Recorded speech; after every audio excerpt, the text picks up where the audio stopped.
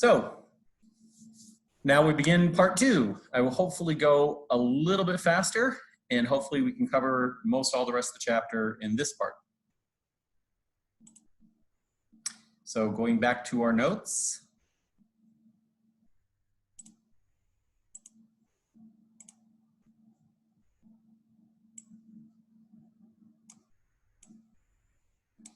So where we left things was we were discussing the importance of fairness, and the next new topic, and why I wanted to start a new video with this, is the topic of job analysis right here.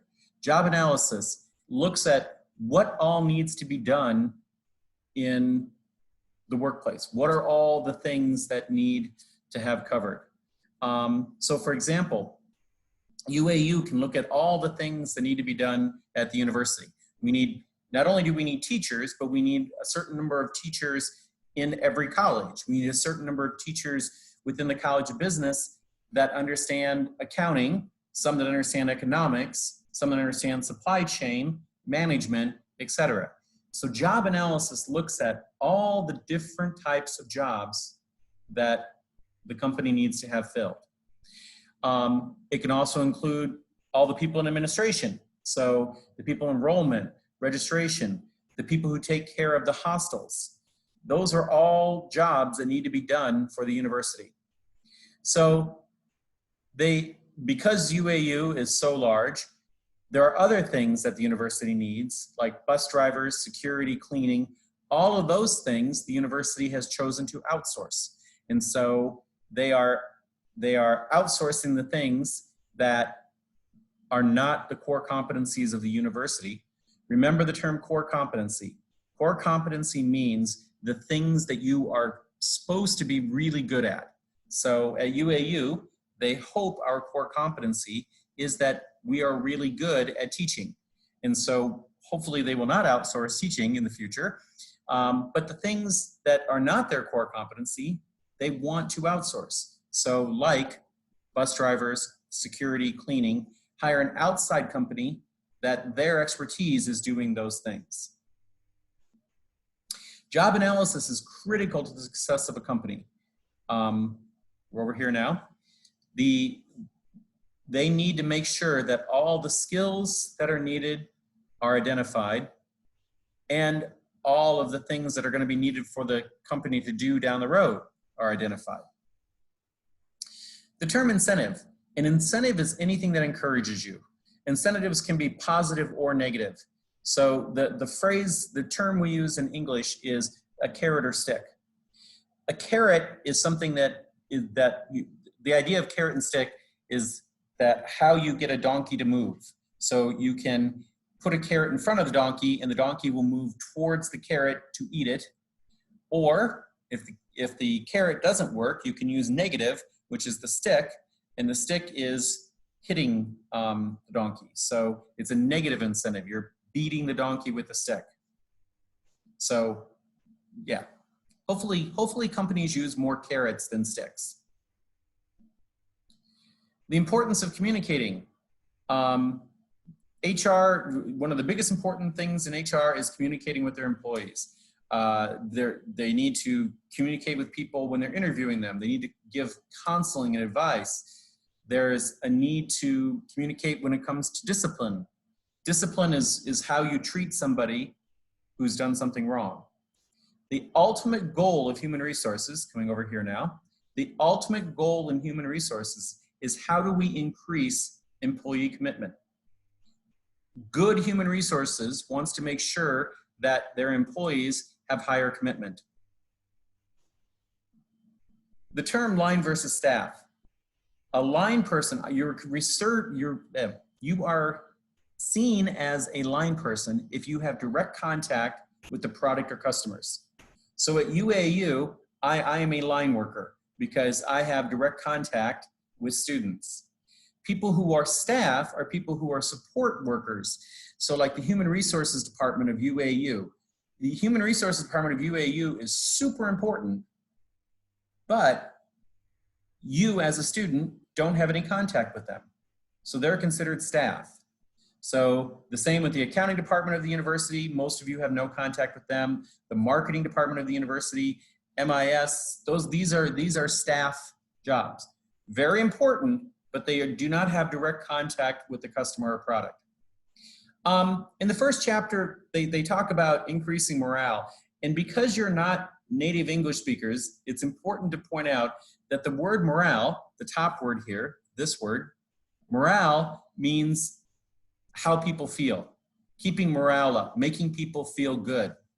The word morals are more like ethics, doing the right thing. So the word morale and the word moral. So helping out because I know you're not native English speakers. A recruiter. A recruiter is somebody who finds workers for companies. So recruiters are people who try to find employees for companies. Some companies do not use recruiters. Some companies like UAU, to my knowledge, doesn't use recruiters for most jobs. We advertise and we hire ourselves. We don't hire recruiters. For some positions they may, but for most we do not. This term recruiter sometimes has the nickname headhunter, and that's not a positive reference. It's actually considered pretty negative. People who are recruiters don't like to be called headhunters. It's but it is what it is. So the goal of human resources, as I said, is to increase employee commitment. It's how do we get a high performance team. The goal one of the other goals in human resources is how do we make employees feel secure in their jobs. You don't want good employees worried about losing their jobs. You want to make sure that you hire the right people, selective hiring. You want to make sure that teams are empowered so people know that they can do their jobs safely. And yeah, moving away from status simply means moving away from people worried about status, worry about doing your job right. Okay, pay for performance. If employee meets the goal, whatever the goals you set, then you want to encourage them. You want to pay them appropriately for meeting the goals that you've set for them.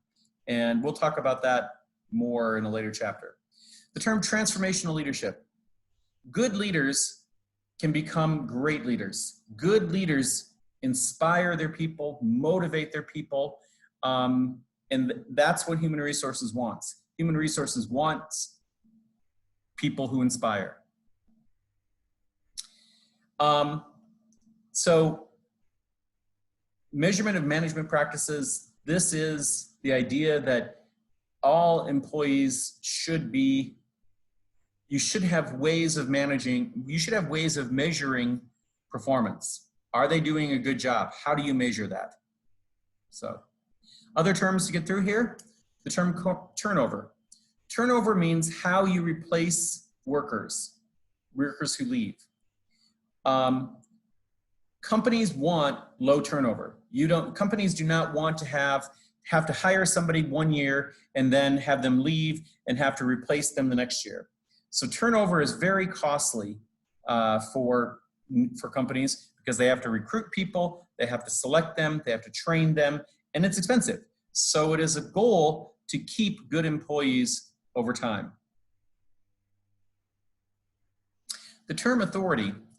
The word authority means the right to tell somebody what to do. And in your organizational behavior class, it's described as a position power. Position power means if my chair, Dr. Rashid, says, Steve, do X, Y, Z, teach at this time, teach this class, that's his position power. As chair, he has the right to say, Steve, do this. That's what authority and position power mean. The word function in business means what you do. So an example is, this should be all accountants, not all accounts. Having all the accountants in one area, having all of the marketing people in one area. The Crescent Building the Crescent Building is an example of a functional setup. They have the human resources department on one level, they have the housing people on another level, so that's an example of organizing your company by function. The term human capital. So in finance, the word capital means money. In human resources, it means having the knowledge and skills of all the employees of an organization, and that is what human capital is. And then last but not least, the term metrics.